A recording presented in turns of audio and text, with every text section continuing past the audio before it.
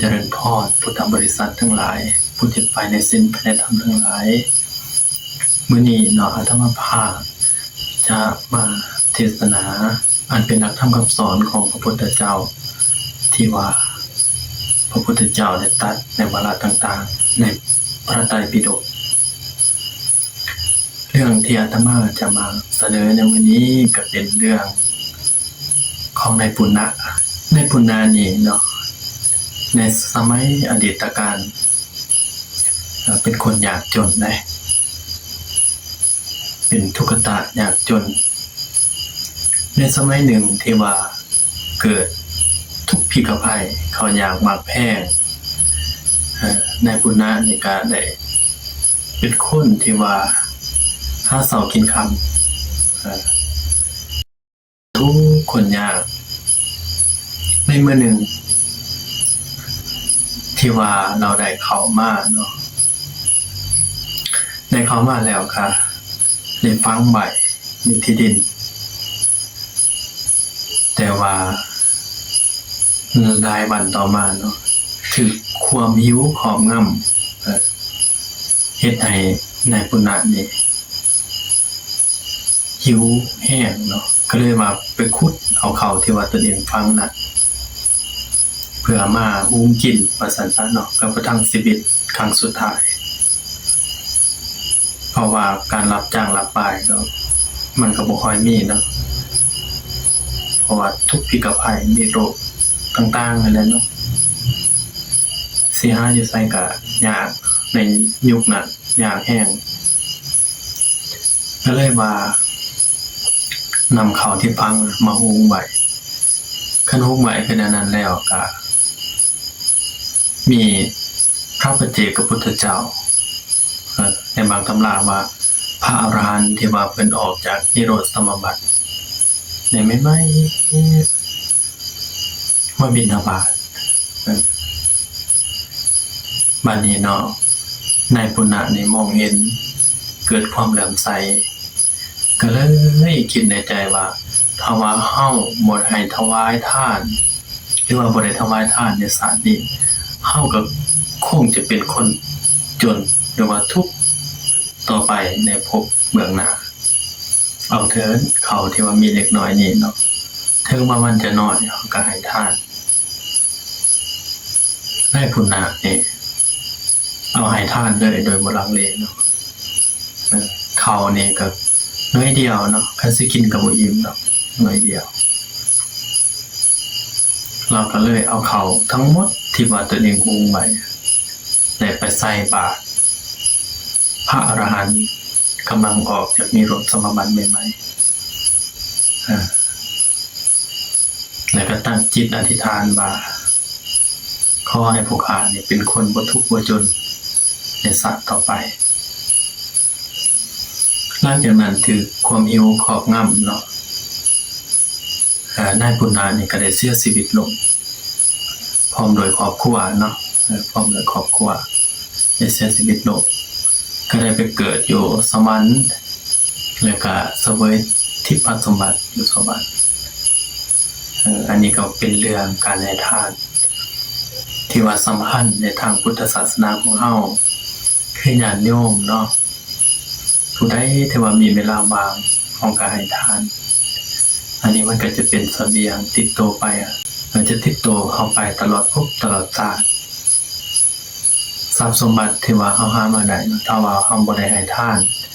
ทรัพย์นั้นก็จะหมดไปบกไปก็บ่มีความหมายหยังและในที่สุดเมื่อเฮาสิ้นชีวิตแล้วทรัพย์นั้นก็นำไปบ่ได้เฮานำทรัพย์ไปได้แต่ว่าทรัพย์ภายในเท่านั้นเนาะที่ว่าจะติดตัวเฮาไปตลอดภพตลอดชาติ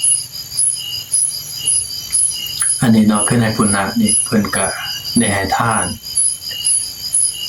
พระที่ว่าเพิ่นมีคุณอดิเรกหมายความว่าเป็นพระอรหันต์พระขีณาสพออกจากนิโรธสมาบัติใหม่ๆแล้วก็ผลบุญที่ว่าเราได้ให้ทานนั้นเป็นจิตที่ว่าปราศจากความตณิว่าซั่นเนาะแม้กระทั่งตัวเองตายก็บ่สนใจเนาะขอแต่ว่าเพียงแต่ว่าได้ให้ทาน แต่อันนี้มันเป็นบุญอันยิ่งใหญ่เป็นบุญแห้งมาสั้นๆเนาะวันนี้ผู้ให้นี่ก็มีจิตบริสุทธิ์ก่อนให้ก็มีจิตผ่องใสเมื่อให้ไปแล้วก็บ่คิดเสียดายในภายหลังแล้วก็เป็นผู้รับที่ว่าปราศจากราคะและก็ปราศจากโทสะและก็ปราศจากโมหะเพิ่นเป็นพระอรหันต์พ้นบุญก็แห้งด้วยพ้นทานที่ว่าเราให้ทานนั้นจึงมาให้เราไปเกิดในสวรรค์ด้วยจิตที่ว่าเหลื่อมใส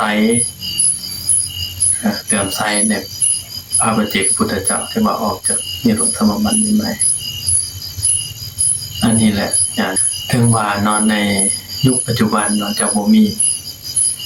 พระปัจเจกพุทธเจ้าก็ตามเนาะแต่ว่าเฮาให้ในหมู่สงฆ์ที่ว่าเพิ่นประพฤติศีลประพฤติธรรมความดีงามอันนี้ก็จะเป็นผลบุญแก่เฮาคนใดที่ว่าเพิ่นปฏิบัติธรรมเพิ่นได้จัดงานปฏิบัติบ่ได้จัดงานแบบปฏิบัติธรรมซื่อๆก็ได้นั่งสมาธิให้เฮาหาโอกาสหาเวลาเด้อญาติโยมไปให้ทานเพราะว่าการให้ทานในคณะสงฆ์หมู่ใหญ่เนี่ยเป็นบุญมากเป็นอานิสงส์มากหาประมาณบ่ได้อันนี้แหละเป็นทรัพย์ภายในเป็นว่าทรัพย์ภายในนี่โจรลักไปบ่ได้ไฟบ่ไหม้แล้วก็ติดตัวเฮาไปเมื่อเฮาตายไปก็นำไปได้มันเป็นทรัพย์ภายในเห็นบอกคนเฮาคือจังว่ามีเงินมีค่ำเป็นคนรวยเป็นคนที่ว่ามีผิวงามผิวพรรณงามมีวรรณะมีรถมีสร้างมางวควายก็เพราะบุญของเขาที่ว่าเขาได้สั่งสมไว้เนาะในศาสตร์ก่อนจังว่าเขาเกิดมาเป็นคนที่ว่ามั่งมีสีสุขมีความสมบูรณ์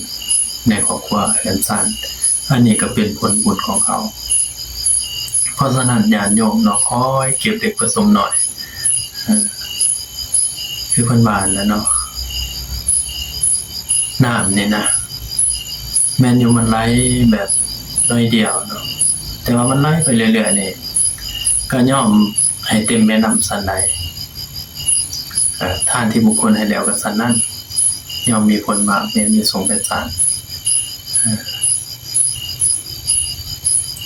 วันนี้เนาะท่านว่าพระพุทธเจ้าเราคนตัดมาเมื่อไปไม่เฮื่อนเครื่องใส่ภาชนะอันใดที่เจ้าของนำออกไปได้ของนั้นก็เป็นประโยชน์แก่เจ้าของที่นำออกบ่ได้ก็ถูกไฟไหม้วอดวายอยู่ที่นั่นเองสันใดบุคคลในโลกนี้ก็สันนั้นเนาะถูกไฟความแก่ความตายไม่อยู่กับสันนั้นอันนี้แหละมันเป็นไฟความเกิดความแก่ความเจ็บความตายมันก็หมายเฮาอยู่ตลอดเวลาเลยวันนี้เพิ่นว่าพระพุทธเจ้าเพิ่นว่าบุคคลผู้มีปัญญาย่อมสละสมบัติในการให้ทานเนาะนำของออกโดยการให้ทานที่บุคคลให้แล้วซื้อว่านำออกได้แล้วมีความสุขเป็นผลส่วนของที่ยังบ่ทันได้ให้ถ้าเป็นเช่นนั้นบ่ได้ไฟอาจจะไหม้เสียแด่คนอาจจะลักไปแด่หรืออีกอย่างหนึ่งเมื่อความตายมาถึงเขาต้องสละทรัพย์สมบัติและแม้ทริระของตนไว้นำไปบ่ได้เลยบุคคลผู้ความจริงข้อนี้แล้วเพิ่งบริโภคใส่ซอยเพิ่งให้คนที่ควรให้เพิ่งสงเคราะห์คนที่ควรสงเคราะห์มีญาติเป็นต้นอันนี้แหละเนาะเอาสงเคราะห์ไปโหลดเนาะเอามีทรัพย์สมบัติอันนี้มันก็จะนำติดตัวเข้าไปได้สาธุอาสนีเนาะ